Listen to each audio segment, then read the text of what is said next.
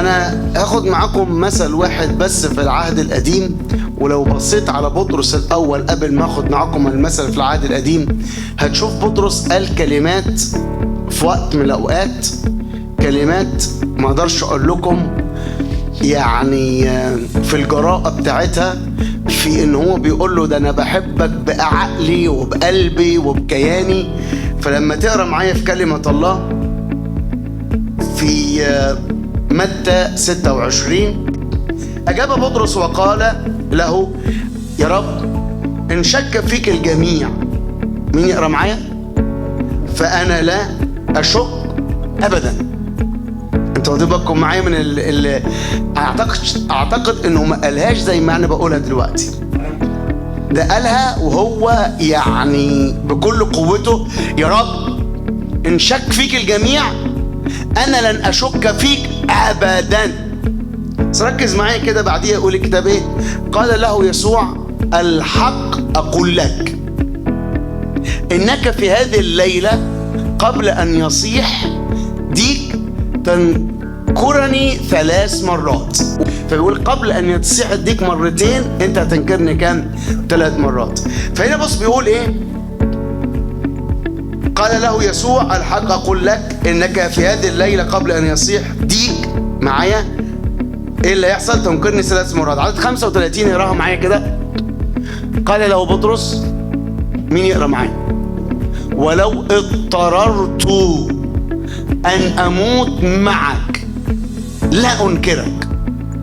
على فكرة جال لمين الكلام ده؟ جال يسوع وسكت؟ لا، كمل معايا يقول ايه؟ هكذا قال ايضا لجميع التلاميذ. قال لهم ايه؟ قال لهم ايه؟ حد معايا؟ قال لهم كده انا لو اضطريت ان انا اموت مش هنكره. مش هو بس بيتكلم، بيقول للكل.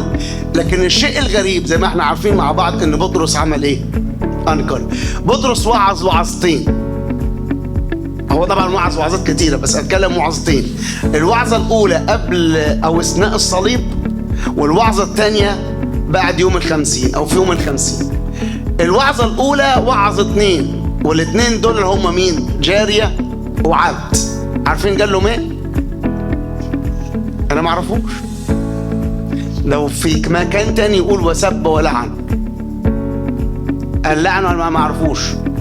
لكن عارفين الوعظة الثانية 3000 واحد رجعوا وقبلوا الرب يسوع. طب عايز تقول ايه؟ انا عارف قلبك الجميل، انا عارف انك انت بتحب الرب، انا عارف انك انت يعني الرب بالنسبة لك حاجة جميلة جدا وعندك اشتياقات جميلة جدا. لكن الرب بيسألك سؤال النهاردة، بتحبني؟ السؤال اللي سأله الرب لبطرس سأله له بعد ما أنكر، وسأله له بعد ما اتعالج، وسأله له بعد ما بطرس أنكر في الأول، وبعدين حب يرجع للصيد مرة تاني وقال أنا ذاهب لأتصيد. لكن الرب بيسأله له برضه بيقول لك أنت بتحبني؟ أنا عايز أقول لكم النهاردة السؤال ده، والسؤال ده شخصي جدا لكل واحد فينا بجد. أنت بتحبني؟ سأله قال له أكثر من هؤلاء؟ انت بتحبني المحبة الحقيقية؟ انت بتحبني وبتبغض اللي انا ببغضه؟ دي حتت مهمة جدا.